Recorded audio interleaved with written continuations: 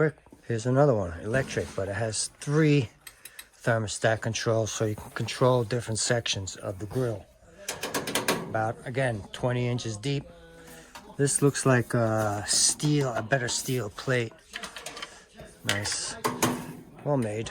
Right next to it is a very tiny little electric one for a snack shop. Nice top, steel plate.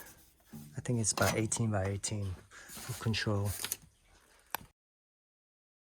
Real quick, here's another one, electric, but it has 3 thermostat controls, so you can control different sections of the grill.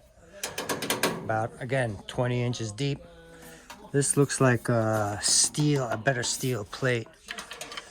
Nice, well made. Another electric.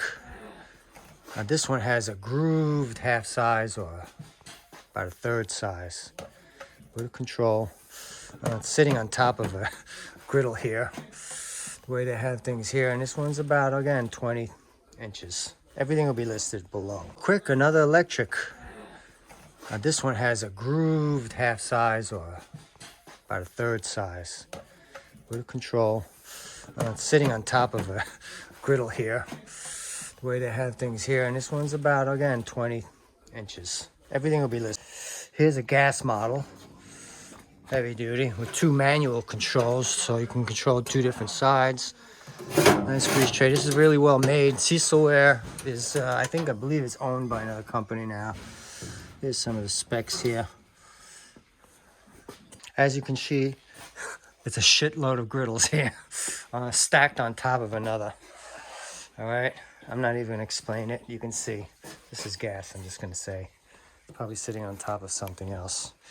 All right, we'll do paninis another time. That's it. I don't see any more griddles on this side. I'm showing the others. But not least, before I left, I see this on the bottom here. It's a Sodier made in France. It's all, looks like, again, a steel plate, but it's nice and heavy. Sodier is pretty good. Thermostat's 3. This one's a little used.